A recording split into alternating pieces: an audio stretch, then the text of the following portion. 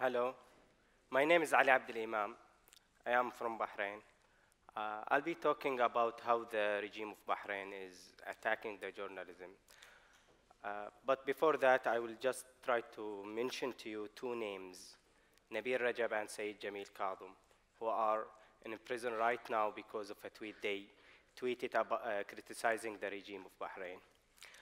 Actually, my story could simplify the threat or the danger that journalism in Bahrain are facing right now.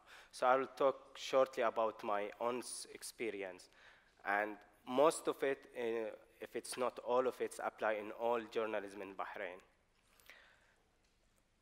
I created a website called Bahrain Online. It's a website that, or it's a platform that allow the people, especially the youth, to write their own story, write their own views about the future of the country they wanted, how they want the political reform to be happening in Bahrain, what kind of change they are required.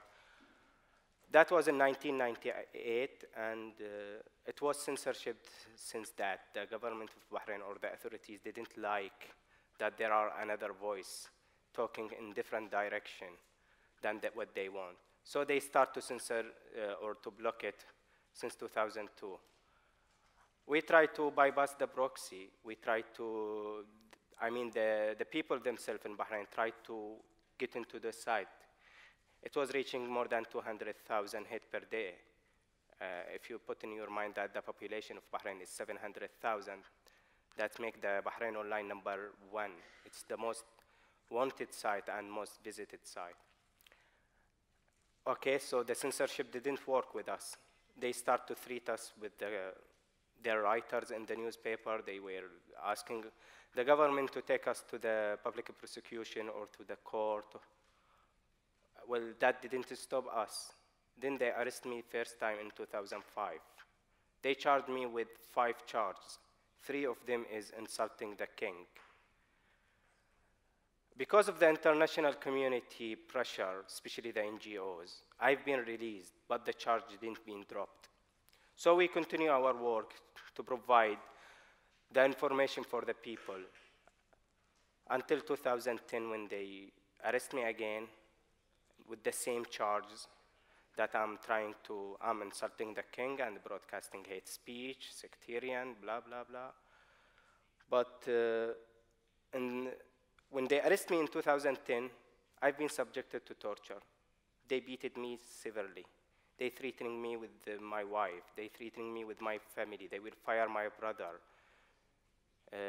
Sexual abuse. They were insulting me. I wasn't allowed to go to the bathroom. I was put as isolated for 2 months. I had no contact to lawyer, or to my family. I couldn't call my family. I was blindfolded all the day, and I was standing facing the wall. Then they forced me to sign a confession that I didn't read, or I don't know what's in it. So the torture didn't work. When we go to the court, we documented that we have been subjected to torture. And we asked the judge, please take an action and investigate and bring those who torture us to the justice. Nothing happened. I've been released in mid-February 2011. When the Arab uprising started, Bahrain was in a big revolution that maybe 60 or 70% from the population went into the street and asking for a real reform. So the authorities in Bahrain was under pressure to release us. I've been released in 23rd February.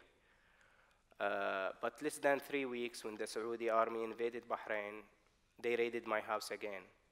I wasn't there, so I have to go into hiding. I thought that hiding will be for 2 to 3 weeks. It went into 2 years I was in hiding. I have no contact to outside.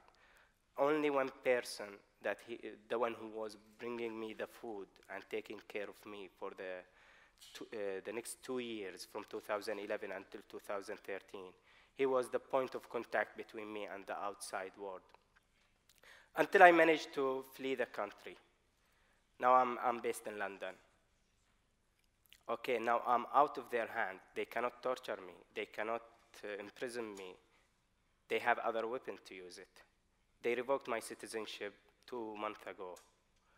And it's the worst punishment you can ever face. Now, I don't know what should I write if I'm going to fill any application form in the nationality field. Should I write Bahraini or what? Because there is no country to recognize me. I have no nationality yet. So these things, the censorship, the arrest, the torture, living in exile, is the tools that the government is using. As I'm speaking to you now, more than 15 activists, journalists, bloggers, photographers are in jail because of their activity online, because they tried to provide the information or to document the violation from the security forces and to put it online for the people to see it. More than 15 persons now in prison, including Hmeidan and Hussein Hbeil. More than 20 living in exile because they cannot return back to their country. They are sentences. I'm personally sentenced to 15 years right now. So if I go, I'm risking to spend the next 15 years in jail. Last January, they released a list of 72 activists, their citizenship being revoked.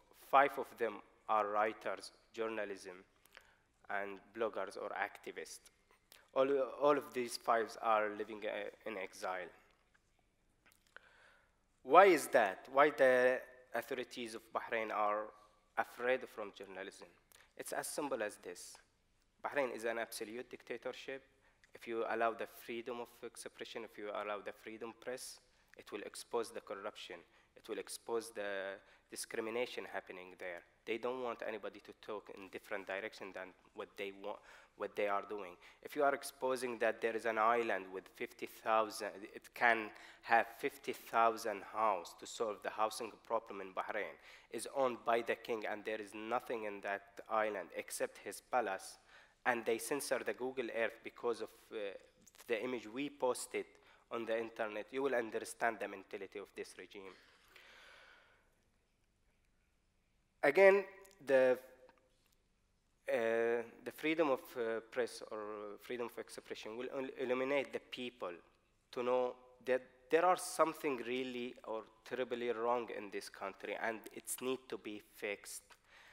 This has happened in the past few years when the youth were spending much time on the internet. Nobody knows what they were doing on the internet. Are they chatting? Are they watching porno or whatever? But it was clear that they were planning for their future, and they started Arab Spring from the internet, and they succeeded to make the whole world look into them as that these are the next generation. We should deal with them. The current regime are all more than 60 or 70 years old. They are going to be died sooner or later, so the next generation is coming, and there is another generation which will be more educated than our generation. So the world are now recounting their calculation to see what they can do with this unstable region in the Arab countries. The last point is, and this is a question I've been always facing, why we are doing this. I remember when they raided my house in March 2011, I was in my auntie's house. And when we heard the news, she was telling me like, why you are doing this? We told you before to stop. You are risking your life, your family. I was telling her like, I don't want my son to live in the same fear that I used to live in it. I know what does it mean to live in fear. My father was telling me about the terrible days that when he was a youth, they were treating them like as slaves. So I don't want my son to live in that fear again. I want him, if he dreams to be a minister or a prime minister and he is qualified for that, I want him to don't need a word from a royal family or a recommendation letter from that prime minister to nominate him. I want him to be in that position because he is qualified to that.